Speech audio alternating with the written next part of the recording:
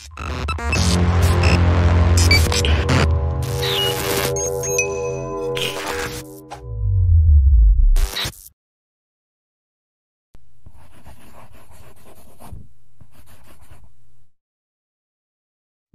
jadinya jika kita terjebak di pulau yang tak berpenghuni dan dihadapkan dengan pembunuh misterius yang bisa mengancam kapan saja? Mengerikan, bukan?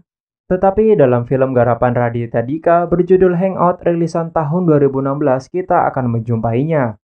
Film ini sendiri bergenre komedi thriller, jadi tak heran jika kalian fobia dengan darah akan sedikit merasa geli ketika menonton film aslinya. Mengisahkan 9 tokoh publik yang mendapat undangan hangout di sebuah villa yang terletak di pulau terpencil.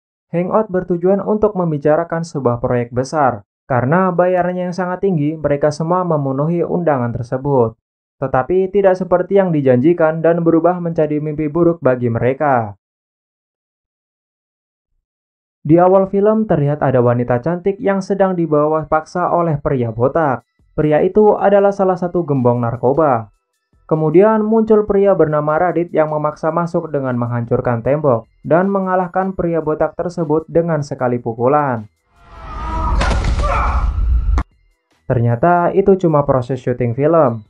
Setelah syuting, tak lama datanglah beberapa wartawan yang ingin mewawancarai tentang film yang sedang ia garap. Tetapi karena pertanyaan itu terlalu mengganggu, akhirnya Radit mencoba membubarkan para wartawan itu. Lalu salah satu kru memberikan undangan bertuliskan Hangout. Ya, sesuai judul film ini. Scene berpindah ke program talk show dengan presenter bernama Soleh Solihun. Siapa sangka acara tersebut tidak berjalan dengan lancar hingga terjadi keributan. Di tempat lain, Radit yang baru saja tiba di kontrakannya tiba-tiba diusir oleh pemilik kontrakan karena telat membayar uang sewa. Tak lama, pihak bank juga menelponnya dan menanyakan tentang tunggakannya selama 3 bulan lalu. Seketika Radit teringat tentang undangan tadi, lalu ia menelpon manajernya. Manajernya mengatakan jika itu adalah undangan dari seseorang bernama Tony Pesakalu yang sudah membooking jadwal 3 bulan lalu dengan DP sebesar 50 juta. Esoknya Radit datang ke lokasi penjemputan dan bertemu dengan Surya dan Om Mucus. Ternyata mereka juga mendapatkan undangan dari orang yang sama. Di sisi lain, Solihun bertemu dengan wanita bernama Dinda yang sedang mencari karet bekas untuk mengikat rambutnya. Di film ini diceritakan Dinda itu sebagai wanita yang jorok. Lalu tibalah mereka di tempat Radit, Surya, dan Om Mucus yang sedang menunggu. Tetapi Solihun menolak bersalaman dengan Radit karena masih menyimpan dendam. Jadi ceritanya si Solihun itu mendapat tawaran menjadi pemain di suatu film, lalu meminta pendapat Radit tentang isi skenarionya. Radit mengatakan jika isi skenario tersebut jelek, tetapi faktanya film itu booming dan besar. Namun membuat Solihun menyesal akibat menolaknya, hingga membuat karirnya menjadi turun. Di tempat yang sama masih ada 3 orang lainnya yang mendapat undangan, yaitu Gading, Titi, dan Bayu. Mereka semua mengira jika itu adalah undangan proyek film yang besar. Jadi dalam film ini diceritakan bahwa mereka semua sudah saling mengenal ya. Serta masing-masing mempunyai karakter yang berbeda. Contohnya Surya yang takut kotor, Titi yang gila akan uang, dan Bayu seorang vlogger YouTube. Lalu berangkatlah ke-8 orang tersebut menuju suatu pulau menggunakan kapal. Singkat cerita, tibalah mereka semua di tempat pos jaga di pulau itu, lalu berhenti sejenak untuk beristirahat dan melihat peta tujuan. Kemudian Solihun yang sedang buang air tiba-tiba dikejutkan oleh Prilly yang muncul dari belakangnya. Jadi di sini si Prilly sudah tiba lebih dulu di pulau itu. Yang mulanya mereka cuma ber-8 sekarang menjadi 9 orang. Prilly juga melihat ada jalan yang mengarah ke lokasi tempat pertemuan. Lalu setelah perjalanan yang cukup panjang, mereka semua tiba dan menemukan tempat tinggal Tony Pesakalu. Si Bayu dan Solihin mencoba memanggilnya. Nyuwun sewu Pak Tony, Mr. Tony. Karena tidak ada respon, mereka pun langsung masuk ke villa itu. Tetapi anehnya tidak ada satupun orang di dalamnya. Ketika berada di dalam, mereka berpencar mencari sesuatu yang bisa dijadikan petunjuk dan memutuskan untuk membagi kamar. Radit mencoba menawarkan dirinya untuk sekamar dengan Solihun, tetapi Solihun menolak mengingat ia masih menyimpan dendam pada Radit. Leh, lo mau sekamar sama gue ya? Mendingan gue tidur di sungai. Lalu terlihat sudah ada foto mereka bersembilan yang dipajang di dinding. Mereka pun semakin yakin jika itu adalah benar-benar proyek film yang besar.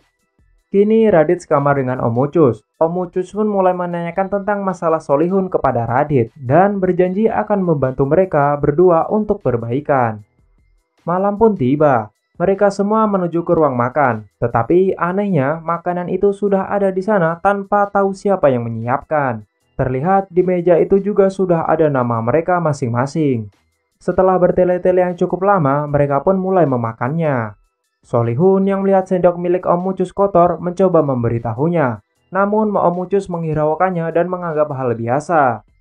Biasa aja, kamu ada-ada aja. Hingga kemudian Oh my god, oh my god, oh my god, oh my god, oh my god. seketika Om Ucus pun langsung sekarat. Tetapi Solihun masih menganggap jika itu hanya bercanda. Saat Prilly mencoba mengecek nadinya, bisa dipastikan bahwa Om Ucus sudah meninggal. Dari sini dimulailah mimpi buruk mereka semua tanpa mengetahui apa yang akan terjadi selanjutnya. Setelah kejadian itu mereka berdiskusi dan berdebat, hingga terbagi dua pihak yang memilih pulang atau tetap tinggal di villa itu. Lagi-lagi Titi menganggap hal itu biasa dan ia memutuskan untuk memindahkan mayatnya ke gudang villa. Setelah usai memindahkan mayat, Solihun dan Radit kembali berdebat tentang apa yang sebelumnya sudah terjadi. Solihun juga kembali membahas masalah pribadinya lalu membawa ke perdebatan tersebut. Radit yang sudah mulai habis kesabaran memutuskan untuk pergi dari tempat itu disusul dengan Dinda, Bayu, dan Gading. Ketika mulai menjauh dari villa, mereka bingung dan kehilangan arah. Bayu yang panik tiba-tiba terpleset dan menjatuhkan kameranya. Karena jalanan terlihat gelap menakutkan, akhirnya mereka berempat lebih memilih untuk kembali ke villa. Surya yang juga ketakutan akan mayat Om Ucus pun mulai panik dan lari pergi meninggalkan villa, lalu bertemu dengan Radit dan teman-temannya. Bayu yang sadar jika kameranya tertinggal berusaha kembali untuk mengambilnya, disusul dengan Surya yang masih ketakutan, dan Prilly yang tak sengaja melihat tanda sesuatu, meninggalkan Radit, Dinda, dan Titi. Tiba-tiba ketiga orang itu mendengar suara teriakan Prilly. Saat mencoba melihatnya, mereka mendapati si Prilly sudah terjatuh ke jurang dan mati. Karena kejadian itu, akhirnya mereka memutuskan satu suara dan lebih memilih untuk menunggu hingga jemputan kapal berikutnya datang. Bayu juga menyarankan untuk tidur di ruang tamu bersama. Setelah mereka tidur cukup lelap, tiba-tiba Solihun dan Radit terbangun. Kemudian mereka pun buang air bersama. Saat kembali, mereka berdua melihat Surya di luar villa. Surya beralasan bahwa ia baru saja melihat keadaan sekitar. Paginya, mereka kembali melihat foto-foto di dinding dan mendapati sudah bertanda silang yang menandakan bahwa orang itu sudah mati. Supaya nggak mati, kita umpetin aja foto kita. Tidak seperti kemarin, hari ini tidak ada lagi makanan di meja. Maka mereka bertujuh memutuskan untuk berburu dan mencari air. Perburuan dimulai. Titi yang melihat kelinci berusaha untuk melemparnya dengan pisau. Tetapi karena bersin si Bayu hingga mengagetkannya, pisau itu malah meleset dan mengenai tangan si Dinda. Di sisi lain, Solihun dan temannya menemukan sumur, tetapi malangnya saat Surya berusaha sedikit menjauh, ia malah tergelincir ke sumur yang tertutup oleh dedaunan.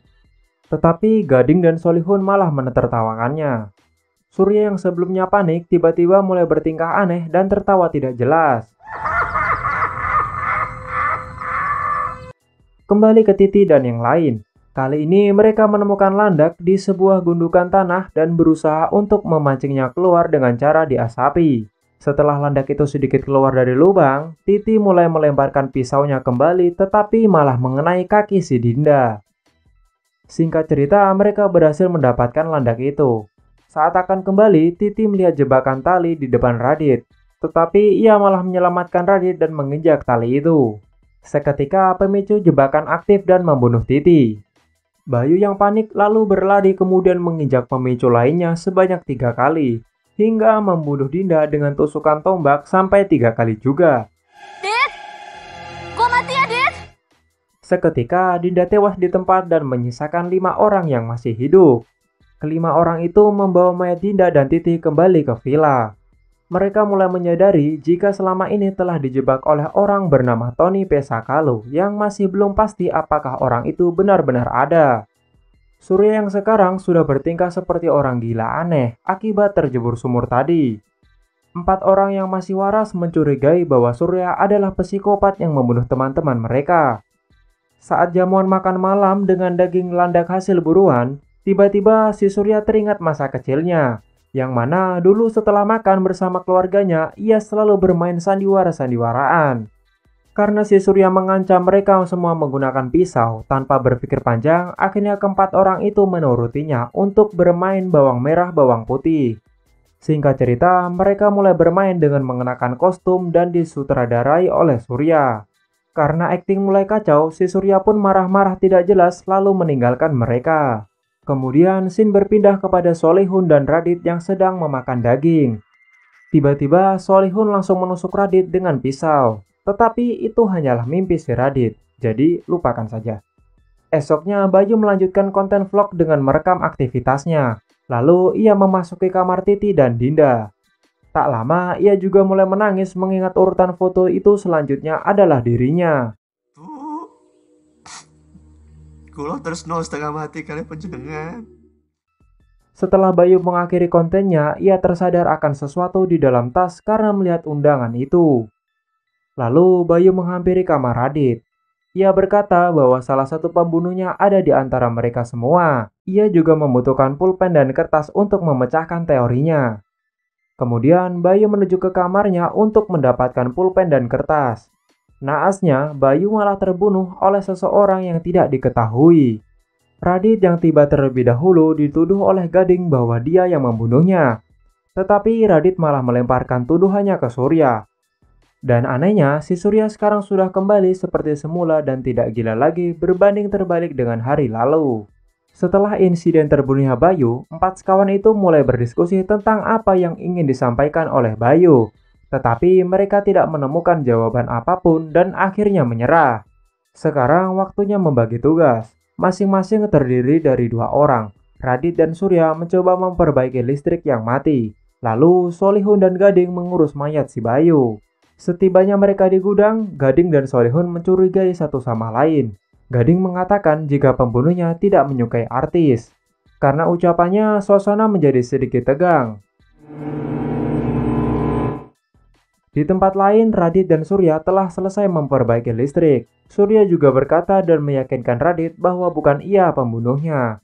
Radit pun mempercayainya lalu turun terlebih dahulu. Tak lama sebelum Radit mencapai permukaan, tiba-tiba Surya berteriak. Sontak semua orang mendengarnya dan mencari lokasi suara tersebut. Gading juga tak lupa membawa pisau untuk berjaga-jaga. Terkejutnya dia karena melihat Radit dan Solihun yang sudah berada dengan mayat Surya. Gading mencurigai kedua orang itu bersekongkol untuk membunuh para artis karena mengingat pekerjaan mereka berdua adalah stand-up komedian. Karena panik, kedua orang itu berlari dari kejaran Gading dan berusaha untuk meminta bantuan menggunakan radio, namun tidak berhasil. Setelah kejar-kejaran yang cukup lama, kedua orang itu berhasil melumpuhkan Gading. Radit diperintahkan oleh Solihun untuk mencari tali guna mengikat Gading agar tidak berulah lagi. Tetapi Radit tidak menemukan tali, dan saat kembali ke tempat tadi, ia menemukan Gading yang sudah mati ditusuk pisau, serta melihat Solihun yang berada di sampingnya. Lagi-lagi ia menuduh bahwa Solihunlah pembunuhnya. Si Solihun menentang dan bersikeras bahwa bukanlah ia yang membunuh. Singkat cerita, mereka berdua kembali ke villa dan membawa mayat Gading ke gudang bersama teman-teman mereka yang sudah meninggal. Hujan pun tiba. Kini Radit menggunakan ponselnya untuk merekam tentang apa yang terjadi selama ini dan mengatakan jika Solihun adalah pembunuh yang asli. Ia juga berniat melumpuhkan si Solihun. Setelah selesai, Radit membantu Solihun untuk memasak sesuatu dari bahan buruan Surya yang masih tersisa. Namun, tak lama kemudian, karena kelelahan, mereka memutuskan untuk berhenti tepat di gudang bersama teman-teman mereka yang sudah meninggal. Seketika, Radit dan Solihun teringat masa lalu, di mana mereka semua berkumpul di acara pernikahan Om Mucus dengan istri barunya. Tetapi hanya Prilly yang tidak ada di ruangan itu. Radit mulai menyadari sesuatu tentang teori si Bayu yang mencari kertas dan pulpen. Radit berpikir jika nama Tony P. Sakalu disusun ulang akan menjadi P. Latukonsina. Dan ya, itu adalah nama Prilly. Tak lama Prilly datang lalu langsung menembak telinga Solihun dan mengatakan jika selama ini ia memalsukan kematiannya. Prilly juga mengakui bahwa ialah yang membunuh semua orang. Singkat cerita, setelah kejar-kejaran cukup lama antara mereka bertiga, Prilly bercerita tentang masalah apa hingga ia tega melakukan sampai sejauh ini. Ternyata cerita berawal dari pesta pernikahan Om Mucus.